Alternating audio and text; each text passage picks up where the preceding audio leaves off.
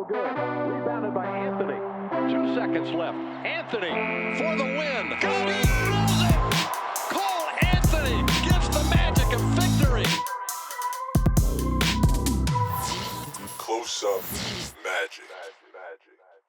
All right. Welcome back to another episode of the Close Up Magic. I'm your host, Stephen Cameron, and as always, we have my man, Malik Grady. How you doing this evening, Malik? Doing great, man. Doing great. The freaking summer is flying by. Off season is flying by. I'm doing really good. Great to see you as always. Looking forward to a great show.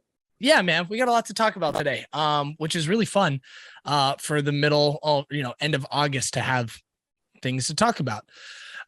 Before we get into the meat and potatoes of the show, we are going to do our housekeeping.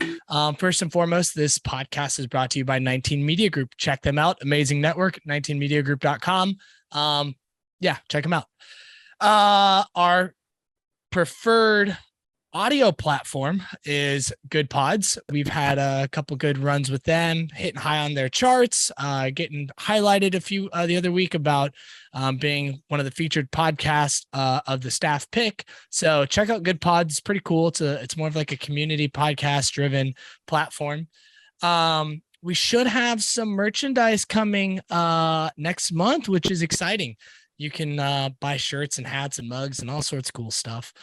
And last thing, we're just going to hit through this housekeeping stuff real fast. Subscribe to the YouTube channel, wherever I decide to put the button in my post.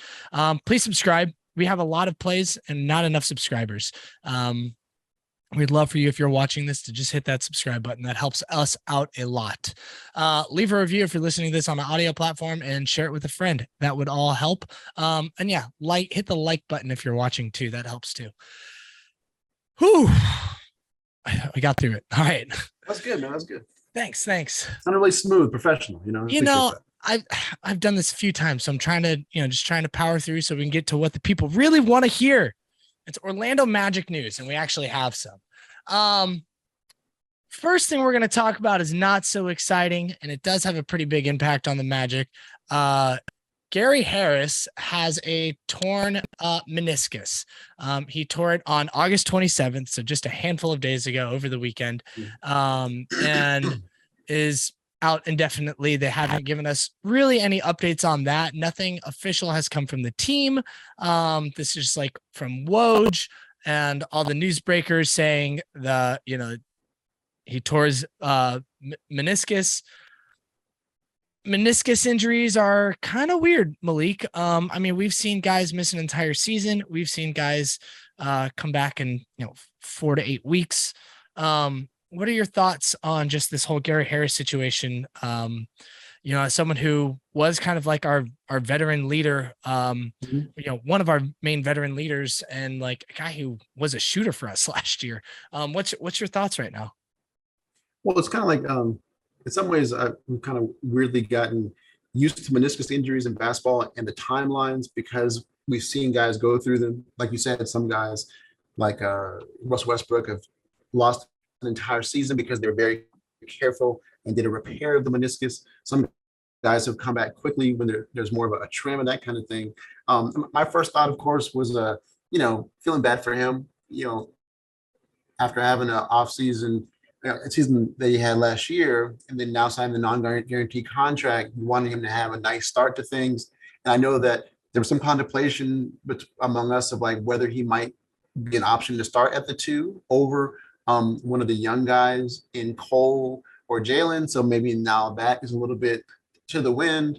It's kind of a bummer. And also with the Magic, we've had so much negative injury news that there's that tendency for us to kind of feel, oh man, the sky is falling. What's going to happen next? Especially after Chet got hurt, a while back as well. So there's that whole thing of just guys getting hurt is going to be an avalanche. But overall, hopefully it's nothing too crazy. He's back maybe a little bit after the start of the season, and hopefully he's back to form. And we kind of go from there. Yeah, I agree with a lot of that. The sky is not falling. We have plenty of depth of guys that can play the 2. Cole, Suggs, Ross, RJ. I mean, some of us even want to see Franz at the 2 go super big. But like, so I think we're going to be okay there. It just sucks though, because like this team really needs shooting. He shot 38% last year after a horrendous start of the season with shooting, and still ended at 38%. I think after All-Star break, he was hitting threes at like 41 or 42%. It was ridiculous. Especially in the corner, he was money. Yeah, So yeah, so good. And a really solid point of attack defender too. For a two-way wing player. Yeah, a really good two-way player. Doesn't need the ball, just like kind of a connector type of player. And I think there's a thing where these younger players, like, obviously when he says something to them injured, it's still going to mean something to them, but it might not hit the same with him. Like he's not going to be on the court able to be like, give that veteran stability or just that leadership that's there. I mean, or push them in practice. Yeah, you can only do so much rehabbing, so hopefully it's not horrible and they can do, a quick recovery, and we see him back on the court, early into the season. Maybe after the first quarter of games are played or something like that. It'd be nice to get him back around, I don't know, November, December timeframe. So we'll see. But yeah, I'm bummed. I really like Gary Harris a lot. A lot of you know this if you've been listening to the shows. Like I'm Team Harris to start the season until Suggs proves that he can shoot, or Cole is, shooting like he did to start of last season. So, yeah, that's a bummer. I'm not really psyched on that, but I was also hoping like, hey, maybe this is the year we don't have a serious injury. Well, meniscus is a serious injury. Even if he comes back in 8-9 weeks, like, still a pretty serious injury that they're going to have to monitor throughout the rest of the year. So, yeah, my luck of not having a serious injury and just like more like small stuff here and there, like a small rolled ankle or whatever, hangnail, from keeping guys out, like that wish did not come true. So exactly. Well, I mean, but going off of that, kind of in a segue, is that the luck wasn't all bad, because we did get a chance to see J.I. in a small Instagram clip Sunday morning. I'm assuming maybe he posted it before he went to church to preach, because the timing was in that range, something like that. A post of him in practice in the Orlando Magic gym against a coach or something like that, posting up, doing a kind of a face up, going past the guy, getting his head near the rim, dunking it, and then fighting for position again. So that was some positive, hopefully, injury news. Again, it's just one clip, that kind of thing. So I'll throw it back to you. What was your initial thought, and maybe your thought now after having seen something like that? Yeah, no, man. So like, there's two things to this, right? Jay as a player and Jay as a person. I love Jay as a player. He's someone I'm really psyched on, what he can do to this team. I'm not as psyched as I've turned a little bit as Jay as a person, but that's okay. That's not a subject we even really need to talk about on this platform right now. But Jay as a player and what he can do for this team, I'm very high on. I was in the weeds the other night and was looking at games played, and Jonathan Isaac has only played 136 games. His next, the best season he played was his sophomore year, where he played 75 games, really helped us get to the playoffs that year versus the Raptors. The next highest season he had was the following year at 35 games. And he just had all these injuries, and even his rookie year, he had all those injuries. And it's just like, man, it really stinks that he hasn't had much to play. So if that clip is current, which I heard there were some conspiracy theories that it wasn't current. I don't know if that's true or not. I didn't really look into it. I didn't study the hair and all that. Some people are saying, oh, that's an old clip. I heard that on another podcast. I don't know if it's true or not. But assuming that it's a current clip, like, man, it's really exciting. He's not playing with a knee brace. He looked quick. He looked to have some explosion. I don't know if it's the same explosion he had before, but he looked well. It's hard to take a lot of things away from like a one move, literally 9 seconds one-on-one. And that's the first thing we've seen him post basketball related in a very long time. So, yeah, man, I'm hyped. Like, you and I immediately started talking about like lineup possibilities. Like, okay, we know they're going to bring him on slow. He's going to be on a minute restrictions. He is not going to play back-to-backs for a while. Right. You know, if he's healthy day one, he'll come off the bench. But like, man, you and I were talking about this. Like, how cool would it be to see like J.I. next to Wendell, next to Paulo, next to Franz at the 2, next to Markelle Fultz at the 1. Right. I even jokingly at one point was like, let's do the biggest lineup in franchise history and like have Mo at 5, J.I. at 4, Wendell at the 3, just like do huge, you know, Franz at Paulo at 2, Franz at 1, and let Franz and Paulo be the main ball handlers. Just have like, you know, a 7'10" plus lineup across the board would be ridiculous with 2 7-footers or sorry, 6'10". Yeah, man, it's exciting. I'm a healthy J.I. can really impact this team if he's back to the old J.I. And even if he's not 100% back to like the old J.I., like he's still a very smart defender who's going to probably still cause a lot of problems. So even if he's not leading the league in blocks and steals like he did at one point, you know, he's still going to be a very helpful player. And even just for him, it's no fun to be rehabbing for months and years on end to not get any of the benefit. Because, you know, usually when we work hard in our lives, you get some benefit. Like if I work hard around the house, I get to look at clean house. If I work hard on my body, I get some cardiovascular, you know, benefit. But he's been working his butt off and hasn't been able to play, hasn't been able to have that fun. So, you know, it'd be nice to have him, you know, have some fruition for all of his hard work and all. So, yeah, I mean, like, fans are always like talking about like, especially when he had all that off-court drama going on, with not drama, but his other activities that a good amount of Magic population did not agree with.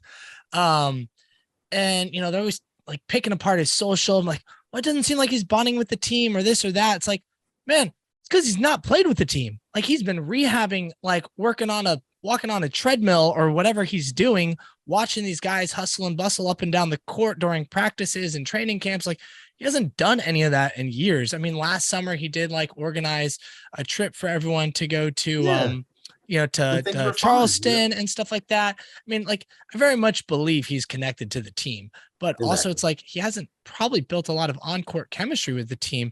Philip Rossman Wright on Orlando Magic Daily was talking about this. The only players he's actually played with on the Magic are Mo Bamba and Terrence Ross. And I think he played a couple of games with Did Markelle Fultz play in the bubble? Yeah, he did.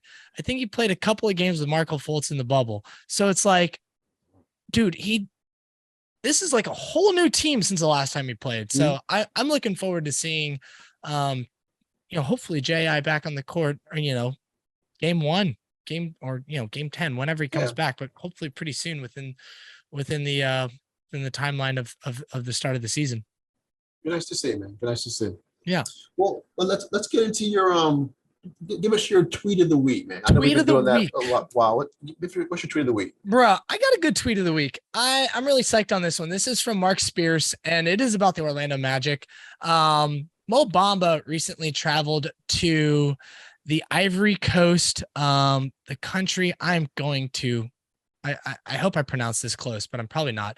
It's the village Abobo Gara in Abidjan in Abidjan, Ivory Coast. Thank you. I sorry for anyone. I hope I'm not trying to offend anyone with my pronunciation, just being honest. But I didn't want to just say Africa like some people tweeted, because Africa is a continent and this is an actual country. I didn't want to be disrespectful. Place and village, So anyways, Mo Bamba went to this village, went to this country, and built a basketball center that's going to serve over 200 kids daily, with access to 2 basketball courts.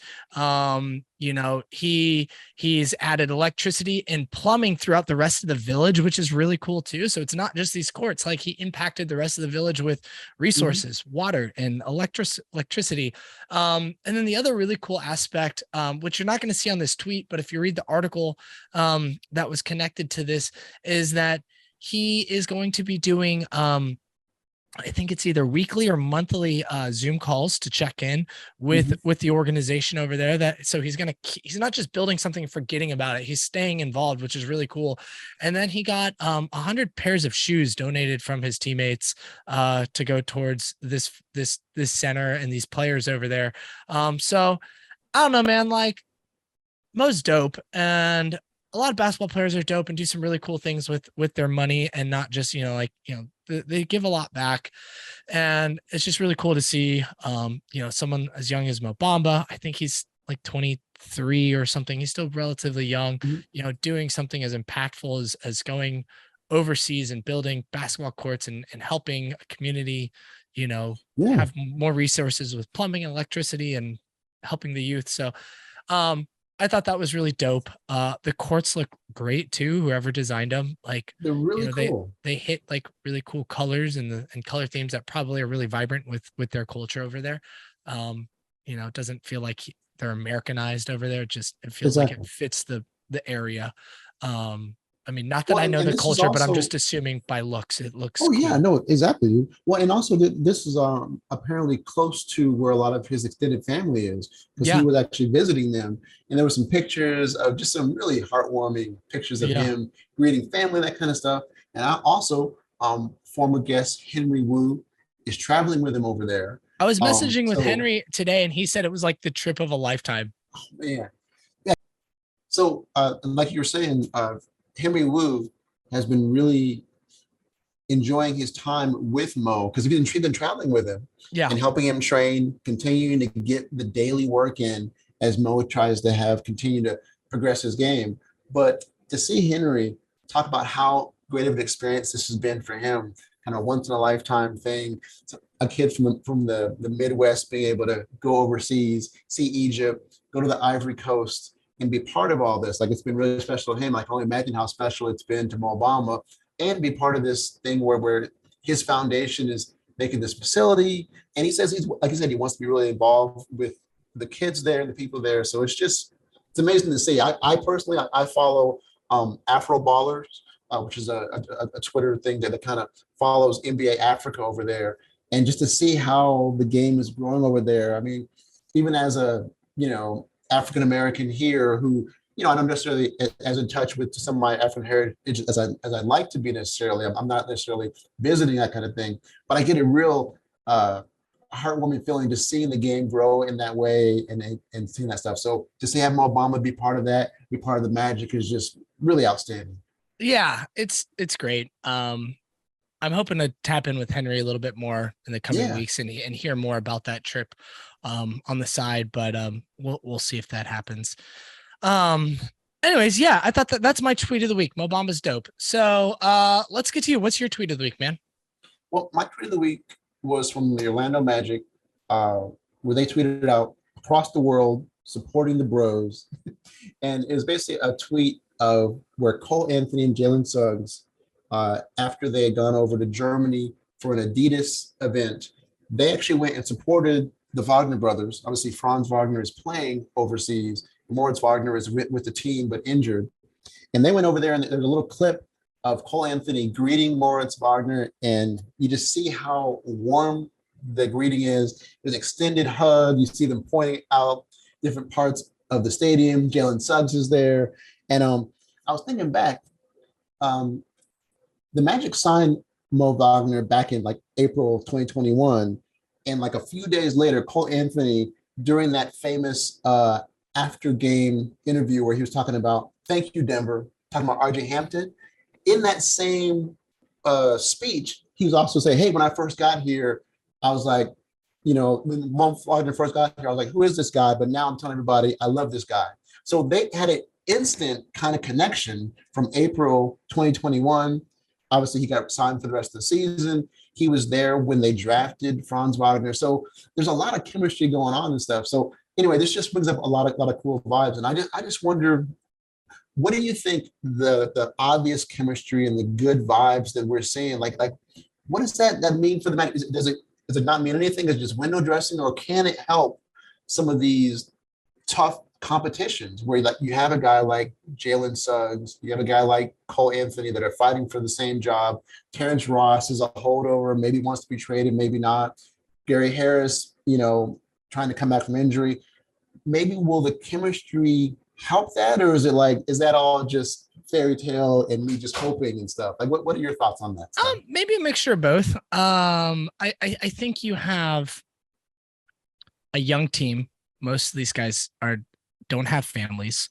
They don't have wives and children to go back to. So they're able to It's like connect a college little almost, bit. Yeah, they're able to connect differently than a more veteran team where they do have families to go back home to. And, they're older, so they're out of the going out on the weekends and doing this and that. Like they have family, they have lives outside of basketball, where these guys' lives are very much, for the most part, it seems like pretty basketball related. I mean, I'm sure they have interest in other things they're doing. I don't mean to diminish that, but once you're married and once you have, children and stuff, like, some of our past teams had with, like Vooch and Evan Fournier and stuff like that. And I'm not trying to compare the two. It's just different, right?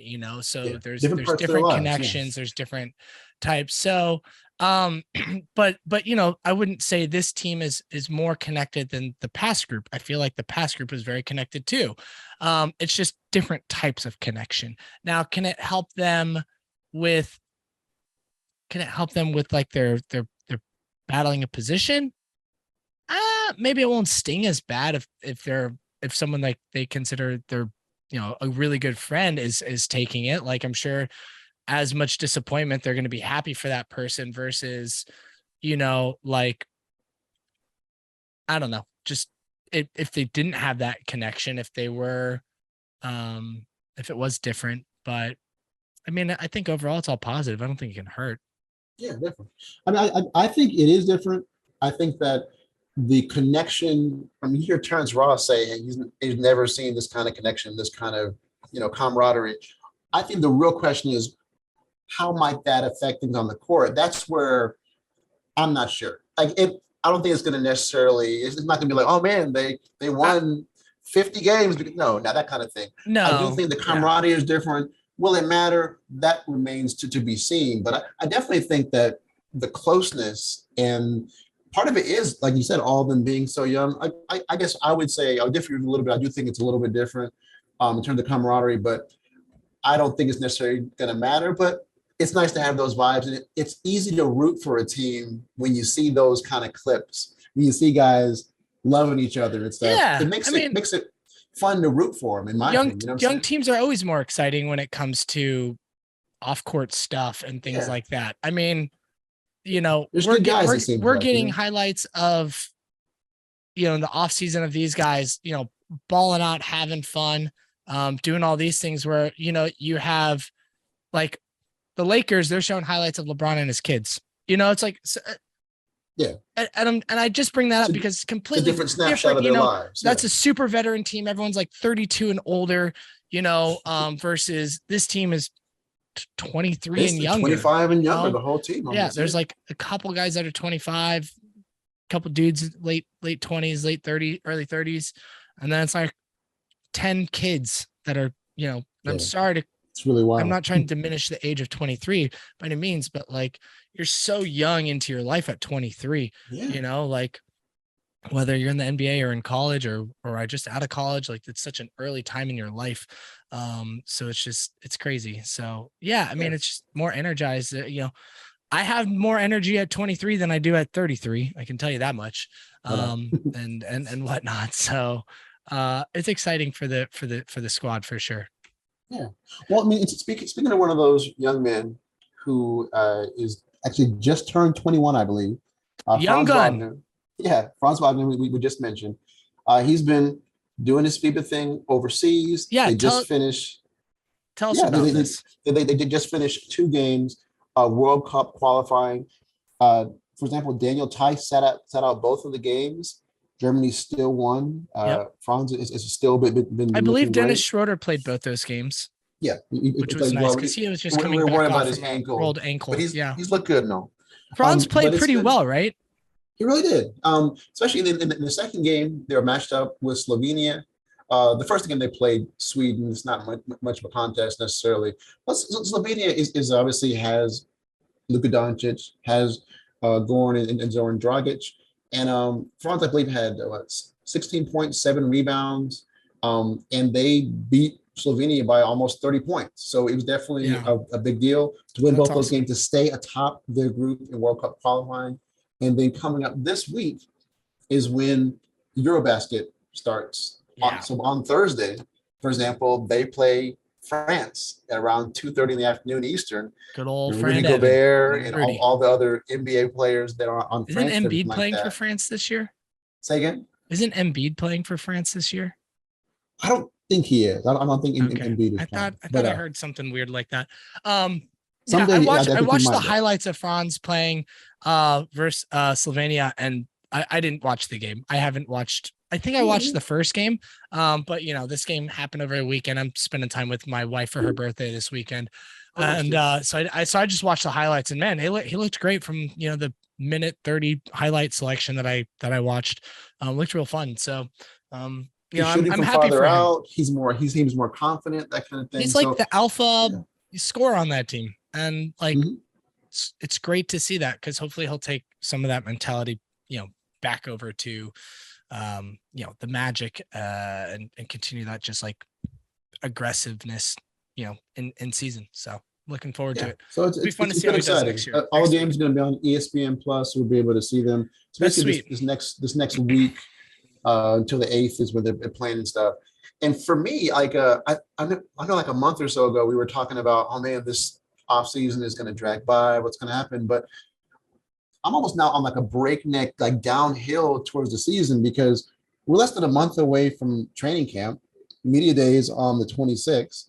Football is days away. College, NFL, Eurobasket starts. So it's like, for me, it's almost like we're almost there. Like there's a lot of downward momentum towards the season. I almost feel like the off season has evaporated. I'm not stressing. It's a good feeling, but it's like that feeling where we were like, how are we going to spend our time? What are we going to talk about? What are we going to think about? That stuff is already gone. Like it's almost like the season is always right around the corner for me. I don't know if you feel the same way. No, I do. I'll just speak to it in a podcast context, is like, we had some planned episodes to talk about past Magic teams, some Magic history and stuff like that.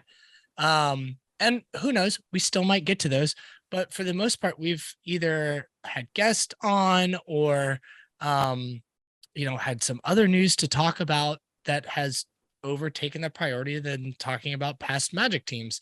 And, I'm thankful for that, because not that I don't enjoy talking about, Shaq and Dwight and Tracy and all that. And we still might talk about all those cats in the coming weeks. There still is some time before we really get to stuff, and we might not have a JI video and a Gary Harris thing and a FIBA Cup game to fill up an entire episode. We might have to talk about some of that stuff, and I'm looking forward to it as much as I'm looking forward to some of the coming guests that we have lined up as well.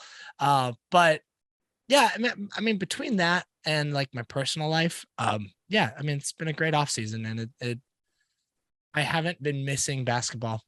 It's like, oh, like season needs to hurry up and get here. Like there's been enough going on with the programs, and me just also taking a slight mental step away from it so I can it's a long season, man. Yeah It's a long season. I use the off season for me as well, so it's been good, man. It's been good, and it's great to see back to where we're at now. It's great to see Franz playing well, and I am looking forward to seeing these games coming up in the few weeks and see how he does before coming back to America for training camp. But cool. So let's transition here for a second. This like you said, this summer is coming up quick, and recently we did get the schedule released, and we didn't talk about it last week because we had this special with Adam Papa Giorgio of the Penny and Pop podcast talking about Franz and FIBA basketball. So now let's get a little bit more into the schedule. We've had a week or so to digest this now. It's we know what's coming up for the Magic. We for me, who doesn't live in Orlando, and you to an extent too, we have games penciled in that we're looking forward to going to in person or just watching on TV. So this is actually a section we have bullet pointed out. So let's bullet point this out a little bit. I'll kick it off to you, man, and then let you take it from there. Which games are you most excited about on trying to attend this year, either as potential media or just personal? What are you thinking as far as getting to some games? And what do you just think about the Magic schedule in general on how it's come out? Let's backtrack a little bit. Before we get into individual games that we're going to go to and this and that. What do you think of the schedule so far? Well, I thought that it starts off kind of bearish. Tough, dude. It's a tough start. Yeah, all the road games, that kind of thing. It's not necessarily all tough teams, but there are some tough teams in there in the road thing. So the Magic almost need to start off well so they don't necessarily get discouraged. Then they have a bunch of home games. So it's a little odd. But in the end, you're going to have to play good teams at some point. You're going to have to step it up. But hopefully, maybe this helps their preparation. Maybe this helps them kind of buckle down. Like, hey, listen, we're not just coming in here footloose, fancy free. We have to be about business and be about trying to, because going on the road, being professional, and you might see hopefully their best foot forward to start the season. So that's kind of what I'm thinking.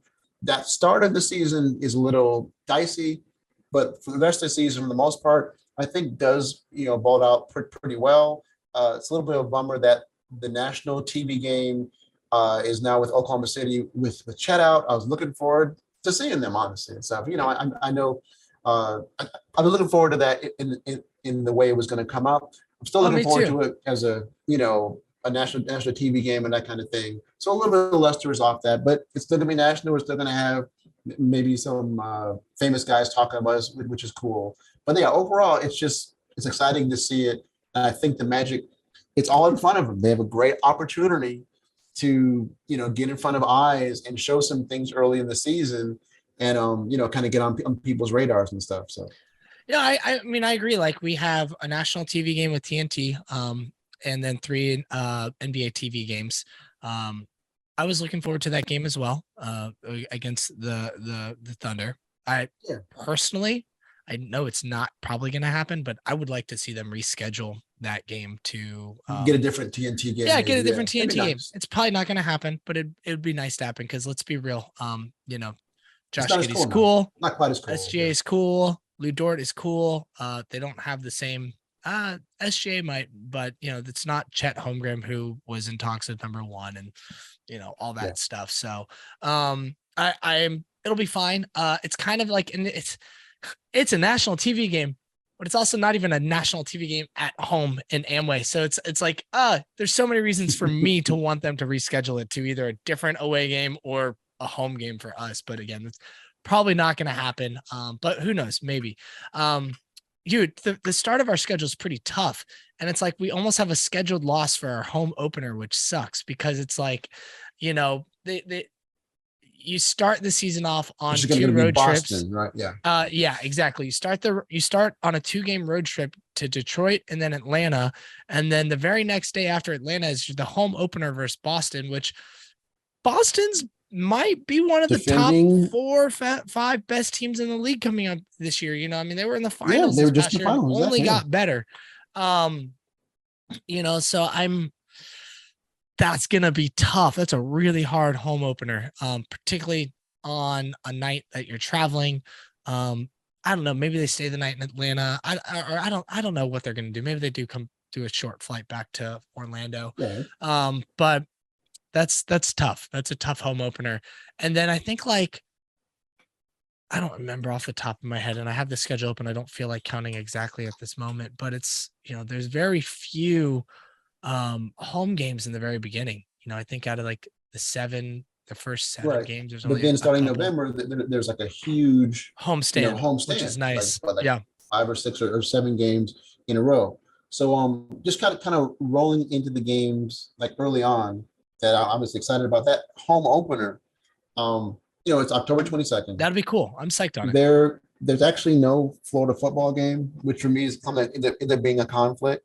It's a Saturday, so might be a game that I might be able to try to get to, check out. It's going to be a madhouse because basically everyone tries to go to that first game, including media, that kind of thing. So it might be a crazy scrum, but might be fun to be part of the scrum. And then I know that next week, the Orlando Magic UK guys are going to be in the Orlando area that Friday, the 28th versus Charlotte.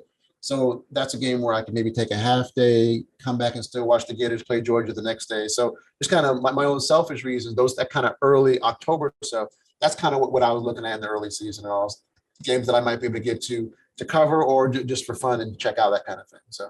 Oh, for sure. I think that's going to be real fun. And like, for me, one of those games that I'm obviously looking towards the home opener.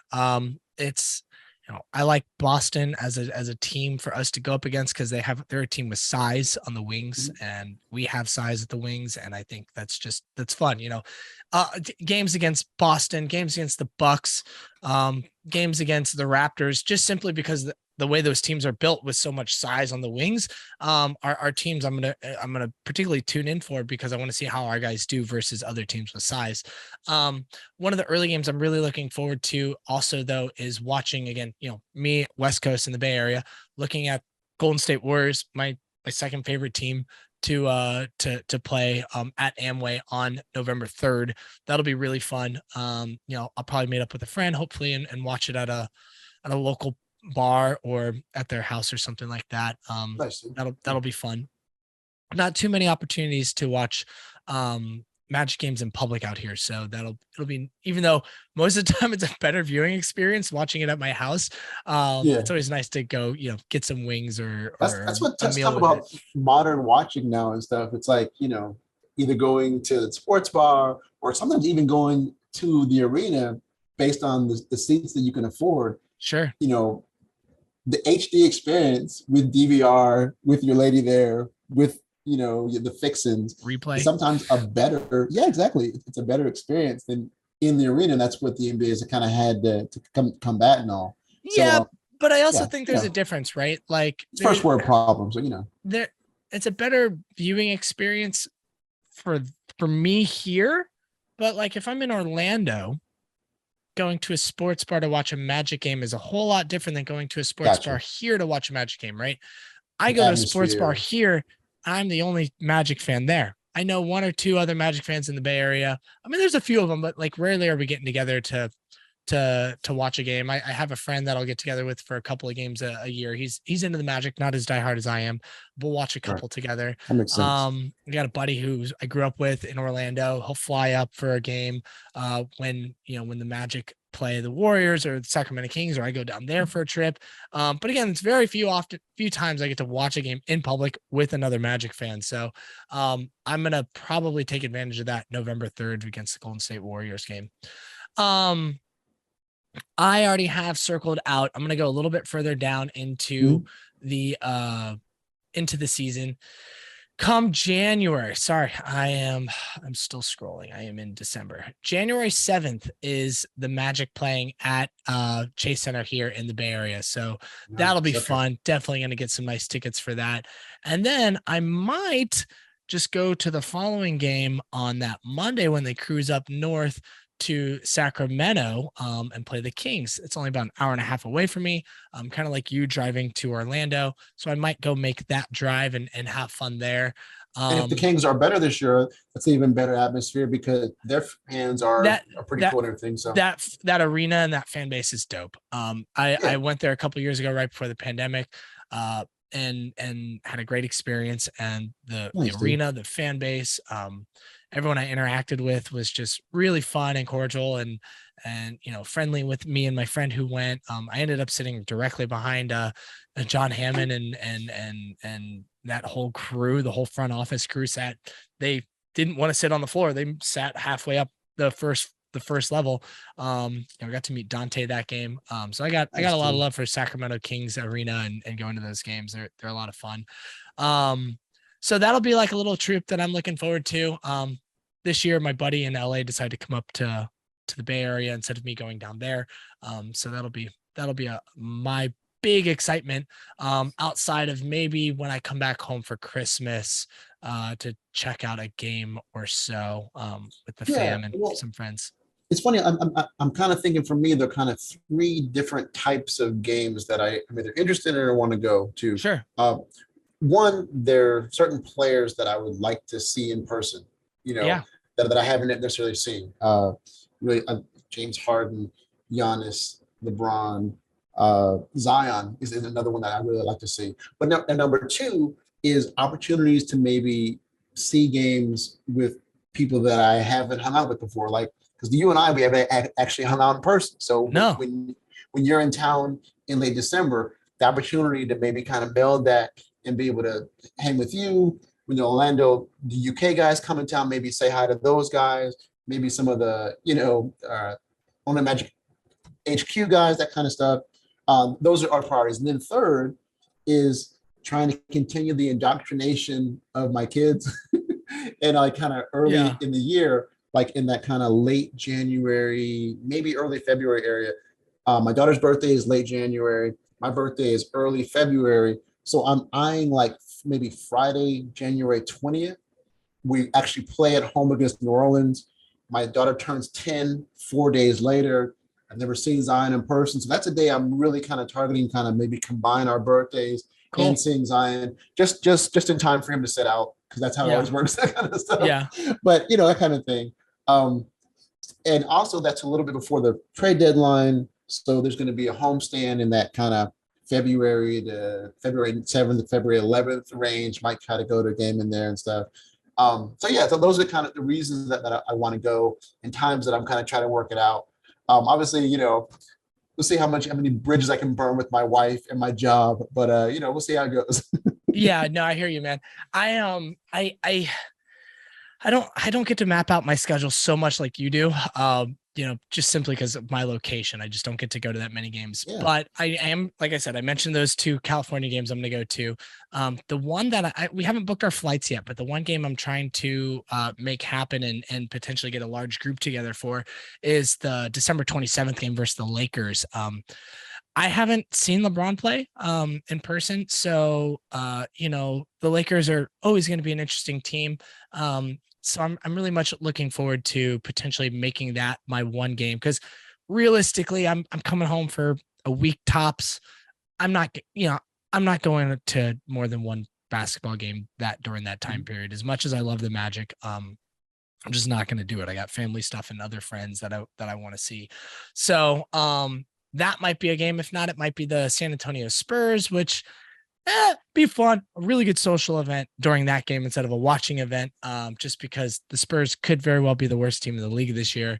Here's a question, Stephen. Yeah. I'm looking at the ESPN schedule, and on the side they have a link that says tickets as low as, where you can click on and see the prices for those games.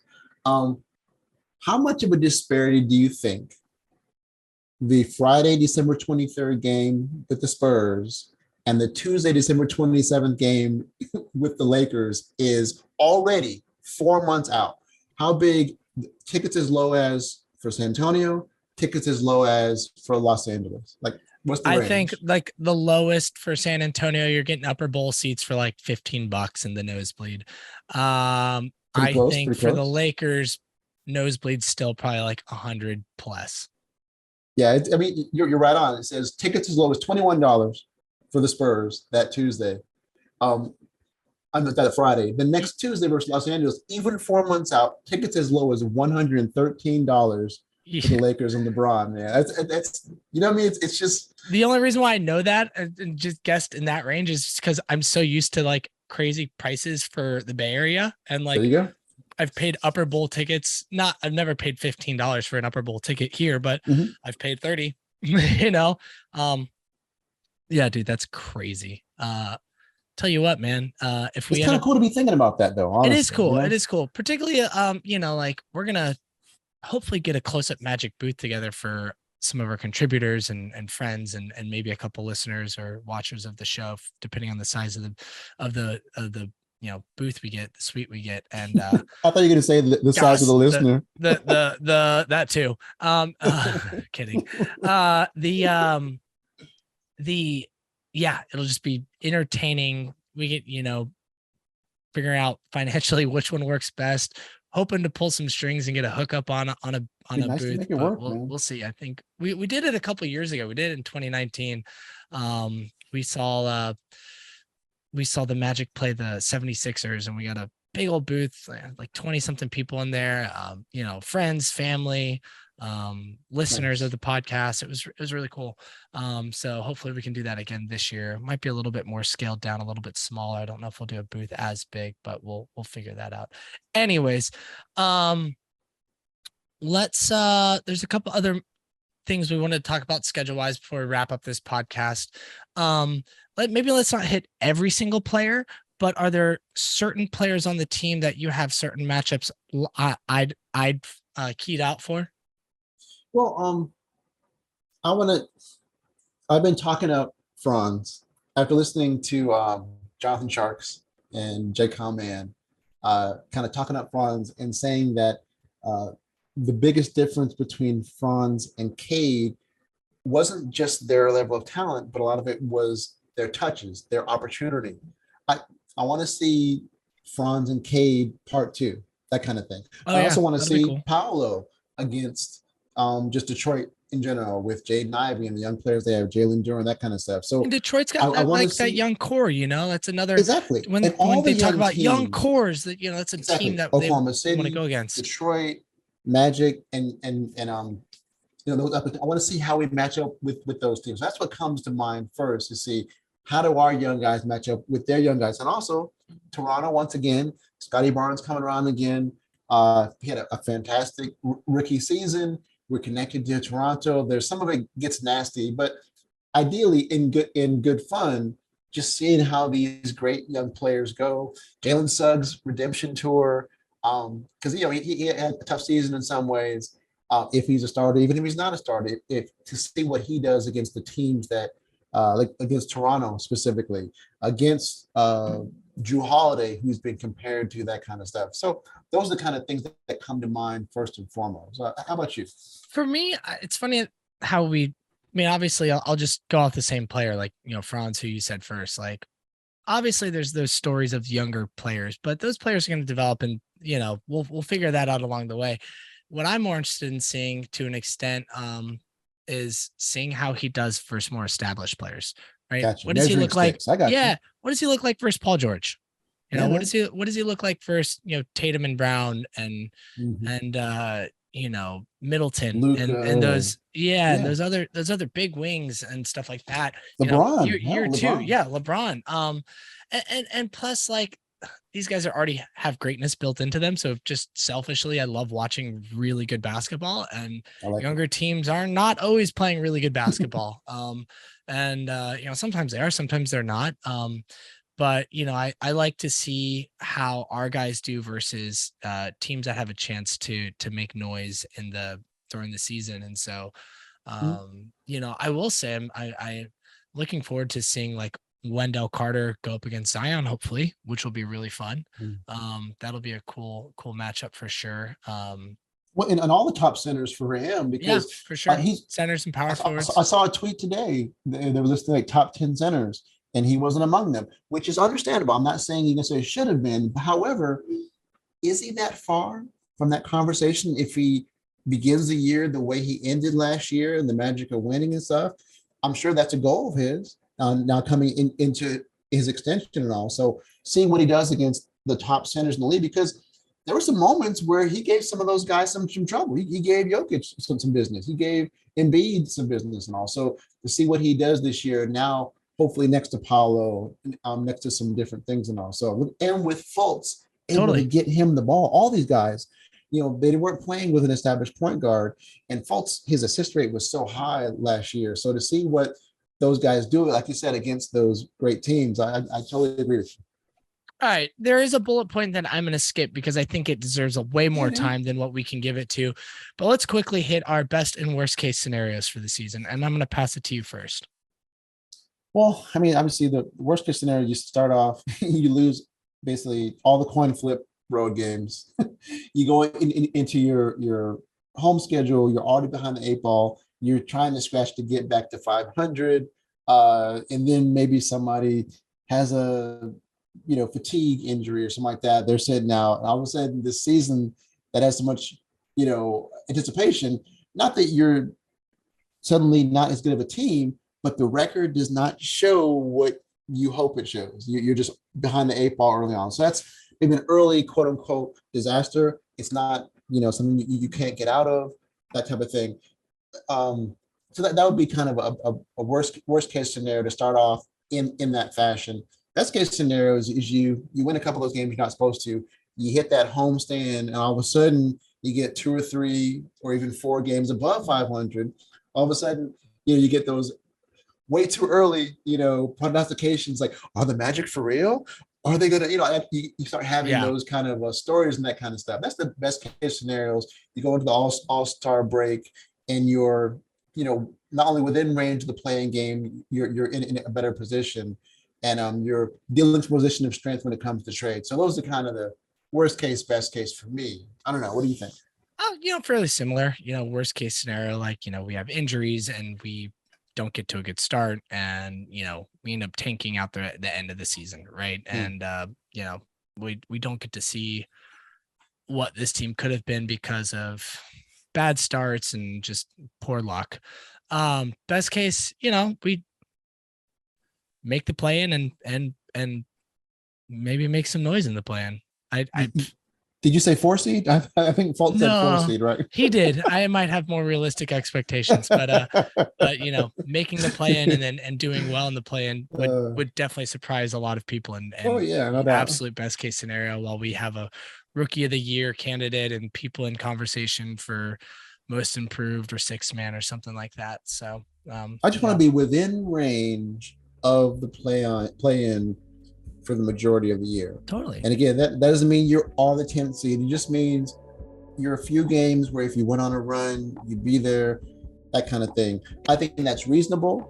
That's what I thought would be the goal for this year, all last year.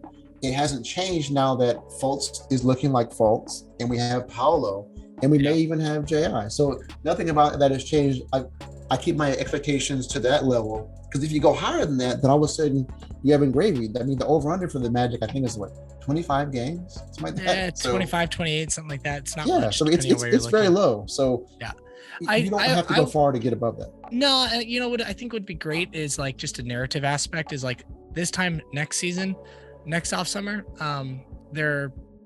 people are saying, hey, watch out for the Magic this year.